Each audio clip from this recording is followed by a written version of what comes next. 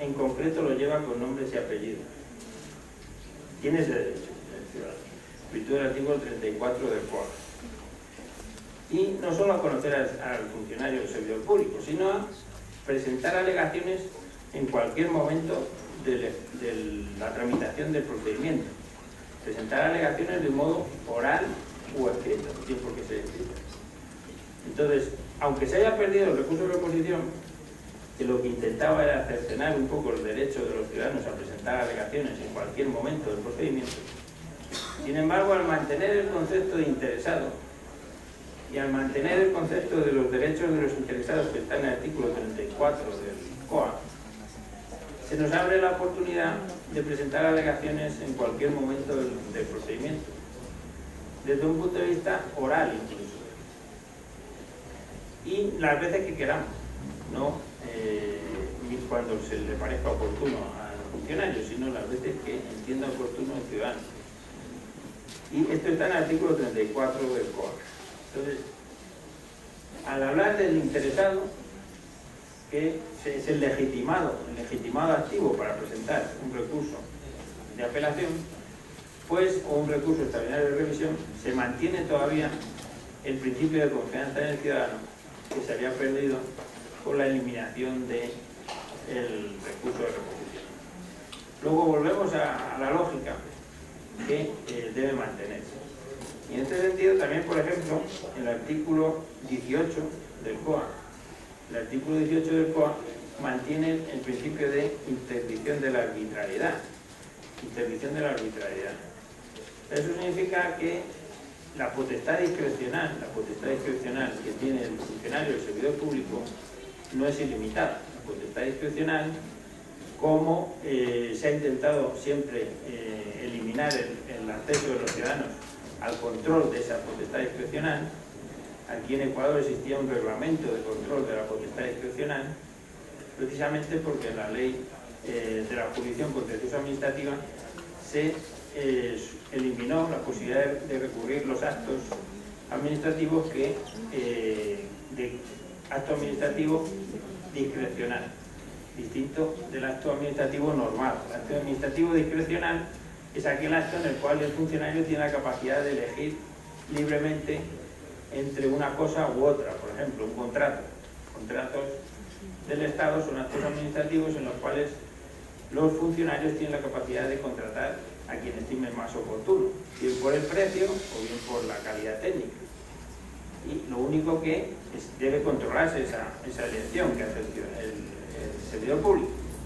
Entonces, en este sentido, el principio de interdicción de la arbitrariedad también es uno de los principios fundamentales que se mantienen en el COA. Y que mantiene la oportunidad que tiene el ciudadano de controlar en cualquier momento, no solo al presentar un recurso de apelación, sino con anterioridad que se resuelva el expediente. Porque desgraciadamente, como vemos ahí en el 217 del COA, solo podemos presentar un recurso procedimental escrito cuando ya se haya terminado el expediente, en el momento en que ya no tiene solución el procedimiento, cuando ya no podemos presentar pruebas que no estén a nuestro favor, etc. Entonces, pero sin embargo sí se mantiene, como hemos dicho, una serie de previsiones en el artículo 34, en el 45 y en el 14 y en el 18 se mantiene una serie de previsiones a favor de los derechos de interés. Luego, por otra parte, el otro derecho que nos da el COA es el recurso extraordinario de revisión. El recurso extraordinario de revisión, como dice la palabra, es extraordinario.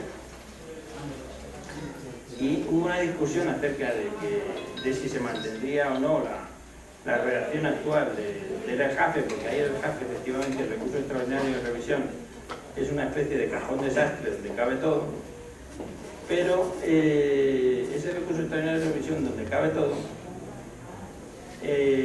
¿por qué? Porque se refiere a errores de hecho y de derecho. El recurso, en principio, extraordinario de revisión, según emana de la legislación francesa,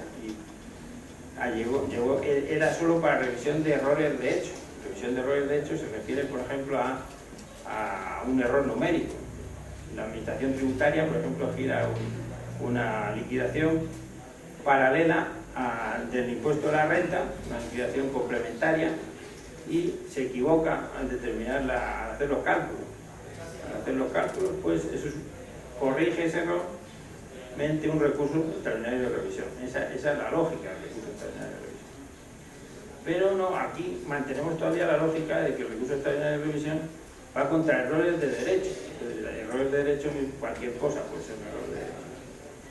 Entonces, en ese sentido, está mal redactado también el COA, porque termina siendo un cajón desastre el recurso extraordinario de revisión. Y no termina siendo extraordinario sino ordinario, porque sabemos que cualquier abogado puede saber que la última instancia que le queda es el recurso extraordinario de revisión, que lo puede alegar en virtud de cualquier error de derecho. Y a cualquier abogado, por poco que sepa, le ocurrirá algún error de derecho. Entonces, efectivamente, se convierte en un recurso ordinario. Y la elección de la vía judicial impide la impugnación en la vía administrativa. Esto no solo está en el artículo 217 del COA, sino en el 300 del COGEP. El artículo 300 del COGEP es el que regula la jurisdicción contenciosa administrativa, establece que no, el mismo principio, que la elección de la vía judicial impide la impugnación en vía administrativa.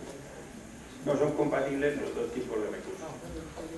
Y de hecho, si se hubiera planteado algún recurso de apelación, pues quedará automáticamente suspendido en el momento que se inicie la vía contenciosa administrativa. El error en la denominación del recurso por parte del recurrente no es obstáculo para la tramitación siempre que resulte indudable la voluntad de impugnar el acto administrativo. Es el principio constitucional, digamos, de indubio pro reo, el principio constitucional de que el administrado no debe de perder sus derechos por formalidades, que hay, querido amigo Mike. y entonces, en ese sentido, aquí se mantiene esa previsión constitucional de que el error en la denominación de un recurso, que es, en principio, cualquier ciudadano no tendría siquiera que contratar a un abogado para presentar un recurso. No sería obligatorio, de acuerdo con los principios constitucionales, porque él mismo puede redactar un escrito y el ciudadano no tiene la obligación de saber derecho. No tiene la obligación de saber derecho. Lo que tiene el ciudadano es la obligación de saber que tiene derechos, porque estamos, según el artículo 1 de la Constitución, en un estado de justicia y derecho. Eso significa que el ciudadano tiene que estar convencido por el principio de confianza legítima en el que él tiene unos derechos que siempre va a respetar la administración. Pues él mismo puede redactar un escrito a mano, con falta de ortografía, y sabemos en derecho que cualquier escrito que tenga la fecha y la firma es un escrito válido en derecho. Por ejemplo, el testamento hológrafo. El testamento hológrafo es un escrito válido. Un testamento válido que puede dejar una persona que no tiene acceso al notario. Entonces, el testamento hológrafo es un testamento válido. De igual modo, un recurso, cualquier tipo de recurso administrativo con mucho más motivo, no tiene, pues lo podría presentar cualquier ciudadano con la fecha y la firma, para que sea un documento válido. Y eso sería la lógica constitucional. La lógica constitucional, en defensa de los derechos del ciudadano, sería esa. Y esa es la lógica que debemos intentar mantener. El abogado está para ayudar. Advocatus viene en latín, el que habla en nombre de otro. Advocatus, el que habla en nombre de otro. Entonces, cualquier persona que habla en nombre de otro es abogado. Una profesión, la que tenemos nosotros, muy interesante, pero no debe de perder el ciudadano el derecho a hablar por sí mismo. Es un derecho que se mantiene en el artículo 76.1h de la Constitución, el derecho de hablar por sí mismo ante cualquier ente administrativo. Bueno, pues con el siguiente. En este sentido, pues el artículo 219 del COA continúa: los actos de simple administración, por su naturaleza, no son propiamente impugnables, salvo el derecho a impugnar el acto administrativo que omitió un acto de simple administración necesario para la formalización de la voluntad administrativa. Luego aquí vemos la mala fe con la que se redactó este artículo. O sea, el penal un derecho de los ciudadanos a recurrir los actos de simple administración, que son la mayoría de los actos administrativos. La mayoría de los actos administrativos son actos de simple administración. Pero ya hemos visto que no se ha conseguido cercenar esta oportunidad de los ciudadanos, porque se mantienen las previsiones del interesado, los derechos del interesado, que están en el artículo 45 y en el artículo 34 del COA. Y entonces, bueno, un acto de simple administración ya sabemos que es todo acto o decisión unilateral de la administración, interna o entre órganos de la administración, efectuado en ejercicio de función administrativa, que produce efectos jurídicos individuales y de forma indirecta. Bueno, y con esto termino mi exposición. Les agradezco su atención y quedo a la espera de sus preguntas. Muchas gracias. Aquí.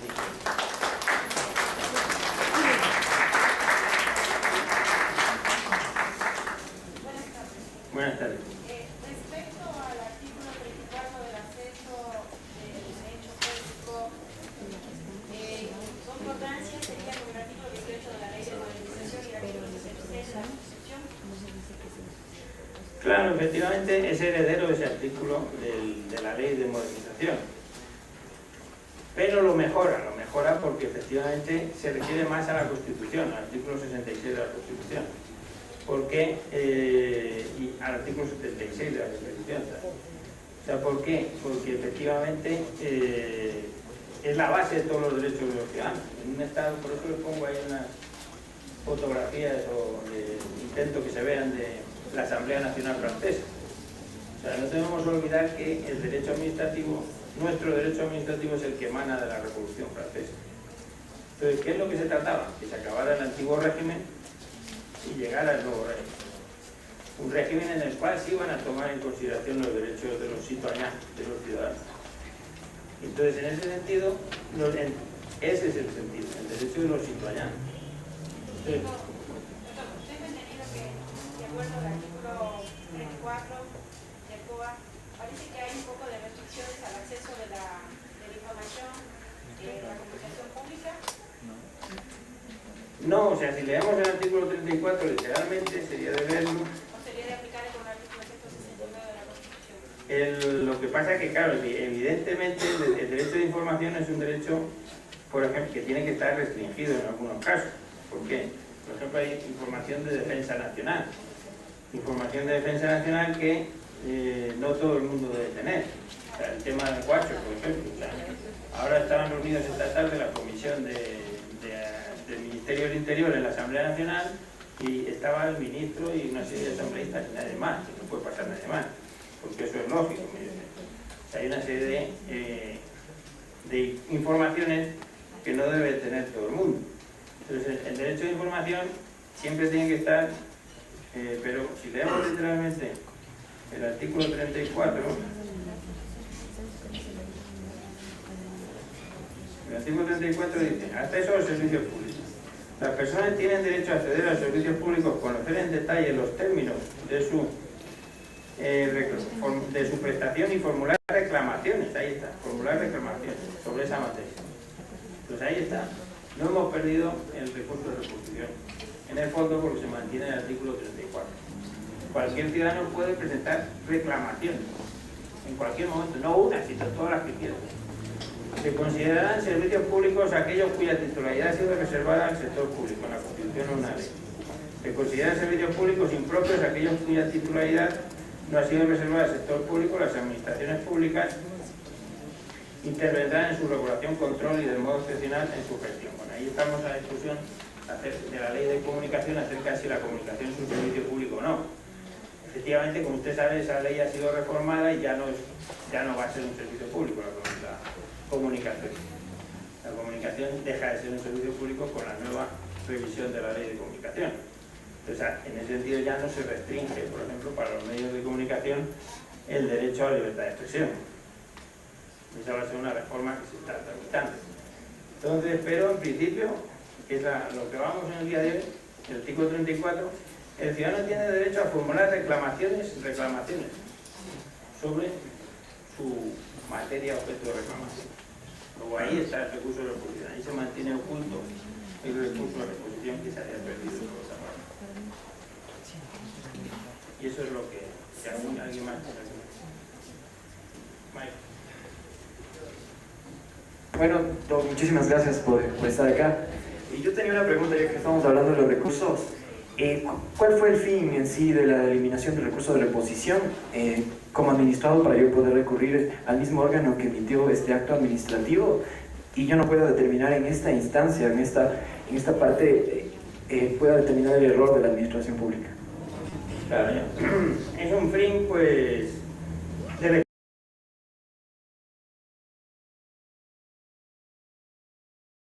recaudación tributaria, básicamente. Es un fin de recaudación tributaria, porque ¿cuál es la administración que más sale perdiendo con los recursos de los ciudadanos? El SRI. El SRI es la administración que más sale perdiendo cada vez que un ciudadano presenta un recurso. Entonces, bueno, desgraciadamente, pues el SRI a veces influye demasiado en las leyes. Ahora, por ejemplo, tenemos la ley económica urgente, que no tiene más que ver los titulares. Va a haber una remisión de más de 2.000 millones de dólares. Y porque se le ocurre al SRI. Entonces el SRI en algunos momentos cercena derechos de los ciudadanos y en otros momentos perdona indiscriminadamente. No se entiende que una ley se acomode a lo que vaya diciendo el SRI en cada momento. Pero básicamente pues, es la discusión que tenemos ahora, la ley económica urgente. Esto fue una indicación del SRI. Muchas gracias. Bueno, despedimos con un aplauso al doctor Miguel García, en excelente exposición.